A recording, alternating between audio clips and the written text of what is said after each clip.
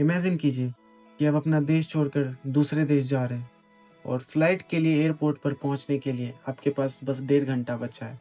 तो इस 1.5 घंटे में आप क्या करेंगे? है ना अतरंगी सवाल।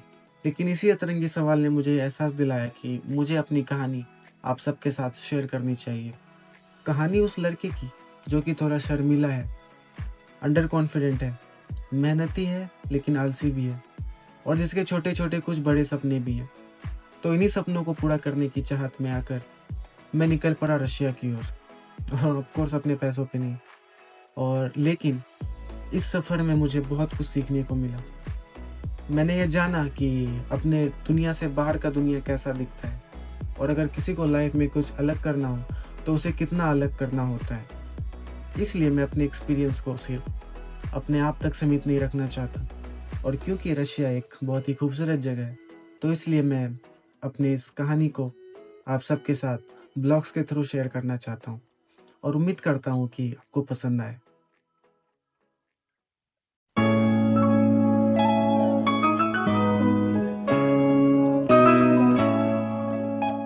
तो रशिया जाने के लिए सबसे पहले मैं आ गया न्यू दिल्ली इंटरनेशनल एयरपोर्ट पर और ये है प्रियांशु यानी मैं। और मैं अभी यहाँ से सबसे पहले फ़्लाइट लूँगा बहरीन के लिए, फिर बहरीन से फ़्लाइट चेंज करके जाऊँगा सिप्रस और सिप्रस से फिर डायरेक्टली रशिया।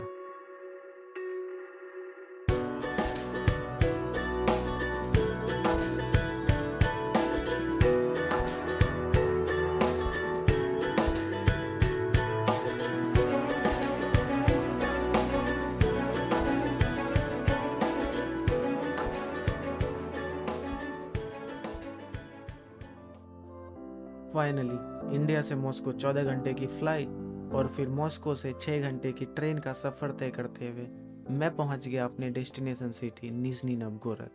और अब यहाँ से टैक्सी लेकर मैं अब जा रहा हूँ अपने हॉस्टल के गेस्ट रूम में। और गेस्ट रूम इसलिए क्योंकि वहाँ पहुँचते ही सबसे पहले मेरा मेडिकल टेस्ट होगा और फिर मेडिकल रिपोर्ट के आने के बाद ही मुझे मेरे रूम में शिफ्ट किया जाएगा।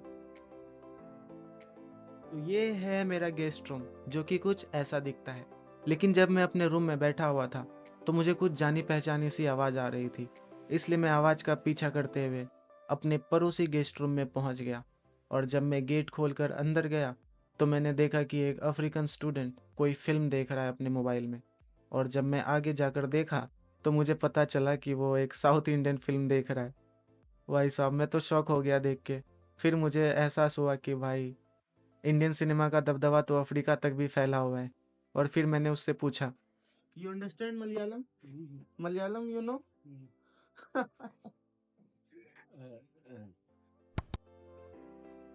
वैसे मैं आपको बता दूं कि इसको अंग्रेजी बिल्कुल भी समझ नहीं आती, लेकिन फिर भी ये फ्रेंच में कहना चाह रहा था कि ओए साला बिहारी, वीडियो बंद कर और चल मेडिकल टेस्ट करवाने।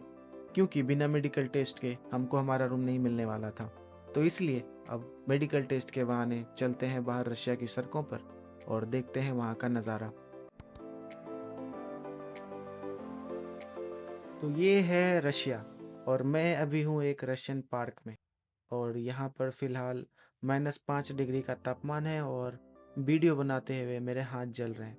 लेकिन फिर भी मुझे बहुत मज़ा आ रहा है क्योंकि जब मैं इंडिया में था तो मेरा हमेशा से मन था कि मैं किसी ठंडे इलाके में ट्रिप पे जाऊं, लेकिन ऐसा कभी हो नहीं पाया क्योंकि कभी मैं कॉलेज में बिज़ी हुआ करता था तो कभी मेरे पास पैसों की दिक्कत होती थी। और जब मेरे पास पैसे होते थे तो मेरे दोस्तों को पैसों की दिक्कत होती थी। तो इन चीज़ों की वजह से इंडिया में तो ये कभी पूरा हो नहीं पाया। How is the weather? Good? Do you like it? खैर जो इंडिया में नहीं हो पाया वो रशिया में ही सही। और वैसे भी रशिया में तो हर जगह मना ली है। अब मैं आपको ले चलता हूँ अपनी यूनिवर्सिटी में। ये है मेरा प्यारा सा यूनिवर्सिटी जो कि है निज़नी नवगोरद रशिया में।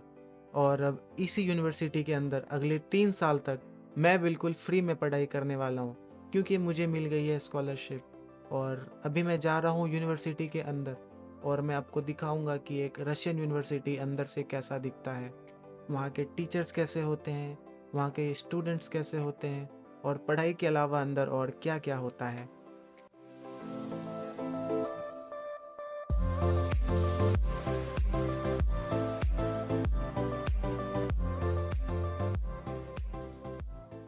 ये है मेरे यूनिवर्सिटी का एंट्रेंस गेट।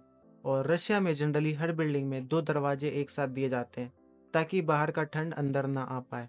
और यहाँ पर हर स्टूडेंट को उनका अपना यूनिक एंट्री कार्ड दिया जाता है जिससे कि वो यूनिवर्सिटी के अंदर और बाहर आ जा सकें। और मुझे भी एक अपना खुद का एंट्री कार्ड मिला है जो कि अभी मैं स्कैन करके जा रहा हूँ अपने क्लास और आपको दिखाऊंगा अपना क्लास। तो ये है मेरा क्लास और मिलिए मेरे कुछ क्लासमेट से। Hello. Yeah, Aziz Khmiri, Mohammed Aziz Khmiri. This is my friend. This is Turk. This is Azerbaijan. This is China. This is Putin.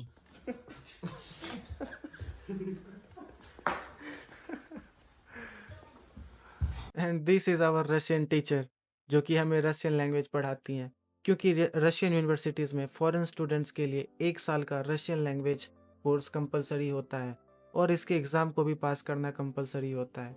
अगर मैं इस एग्ज़ाम को पास नहीं कर पाया तो मुझे मेरे स्कॉलरशिप से बेदखल करके मुझे घर भेज दिया जाएगा। लेकिन मैं अभी घर जाने के मूड में बिल्कुल भी नहीं हूँ, क्योंकि यहाँ पर मुझे मिल गए हैं कुछ रंग बिरंगे इंटरनेशनल फ्रेंड्स, जैसे कि friend from Tunisia, Guinea, Algeria, Indonesia, Turki.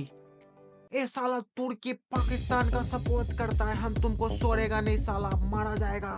Uzbekistan, India, Cameroon, Algeria and Uzbekistan. और इन सब के साथ करता हूँ मैं ढेर सारी मस्तियाँ, जैसे कि ये क्रिसमस इवेंट जो कि हुआ था हमारे यूनिवर्सिटी के अंदर।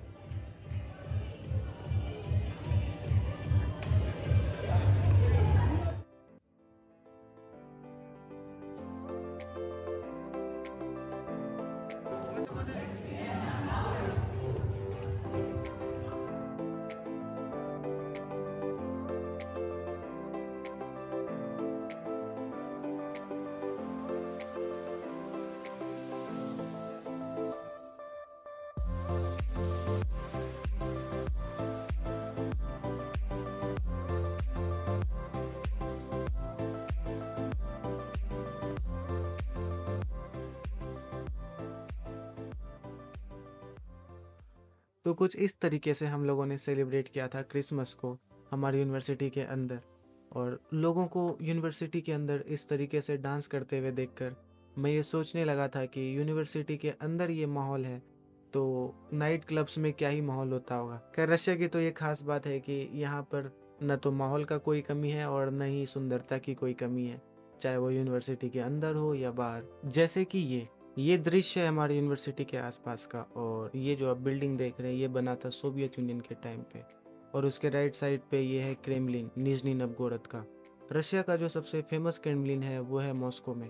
और निजनी नवगोरद का क्रेमलिन बनाया गया है वोल्गा नदी के किनारे। और कभी कभी ऐसा होता है लाइफ में कि आप बिना मतलब के उदास हो जाते हैं।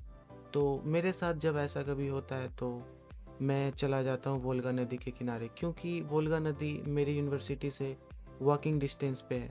बस यूनिवर्सिटी से 5 मिनट पैदल चलने के बाद मैं पहुंच जाता हूँ वोल्गा नदी। और इस जगह का वाइब भी ऐसा है कि एक बार यहाँ पे आते ही मन तरोताजा हो जाता है।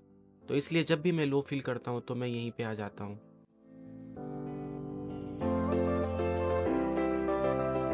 और अब जो मैं आपको दिखाने वाला हूँ उसके लिए मैं बहुत ज़्यादा एक्साइटेड हूँ, क्योंकि अब मैं आपको मिलवाने वाला हूँ अपने फॉरेनर रूममेट से। और आप देखेंगे कि जब 3 अलग अलग देश के लोग एक साथ एक कमरे के अंदर होते हैं तो वहाँ का माहौल कैसा होता है। सबसे पहले तो रूम की हालत देखकर आपको ये समझ में आएगा कि लौंडे लौंडे ही होते हैं, चाहे वो किसी भी देश के क्यों ना हो। तो दोनों साइड वाला बंदा है उज्बेकिस्तान से और बीच वाला तुर्की से, और इन दोनों में अभी होने वाला है घमासान arm wrestling. Mauza. Ne? Kaytar özünü. Kaytarım bunu açarsan tabii kazanırsın. Yok. Sen böyle duruyorsun, ben böyle duruyorum. Hayır, hayır, kimsin bu? Ha? Niye tutmam? Tamam bak böyle duruyorsun. Seninki de Durun böyle. hadi. Heyecan ben, heyecan. Yürü. Durun. Kıcak tamam dur. 1, 2, 3.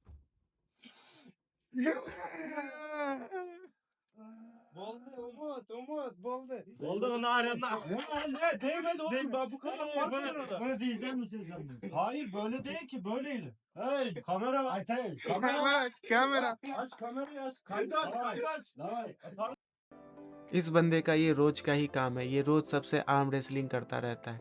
और इसका नाम मैंने रखा है Khabib, क्योंकि ये थोड़ा थोड़ा वैसा ही दिखता है।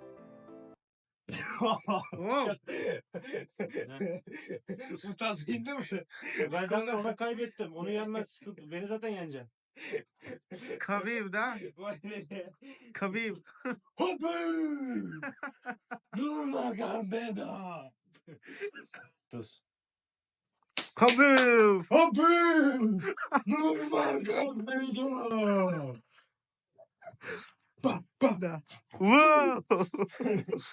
तो आज का स्टोरी व्लॉग ख़त्म करने से पहले मैं आपको मिलवाना चाहता हूँ एक रशियन वुमेन से जो कि भोजपुरी गानों की बहुत बड़ी फ़ैन है। एक्चुअली एक दिन हम लोग ठंड के कुछ कपड़े खरीदने के लिए मॉल गए थे और वहाँ जब इन लेडीज़ को पता चला कि हम इंडिया से हैं तो इन्होंने हमसे बातचीत करना शुरू किया और उसके बाद फिर कपड़े खरीदने में हमारा बहुत हेल्प किया और कुछ देर बात करके पता चला कि उनमें से एक लेडी भोजपुरी गानों की फ़ैन थी।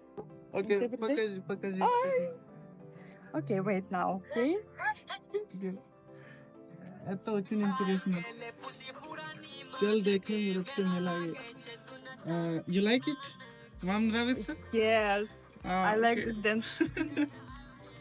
Oh. Great. Отлично.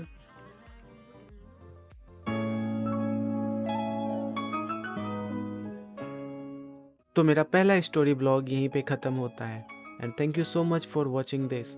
और कमेंट सेक्शन में आप अपना ओपिनियन ज़रूर शेयर करें कि आपको वीडियो कैसा लगा और अगर आपको वीडियो थोड़ा भी अच्छा लगा हो तो लाइक करना बिल्कुल ना भूलें, इससे मुझे आगे वीडियो बनाने की मोटिवेशन मिलती रहेगी। Once again thank you so much and दस विदानिया।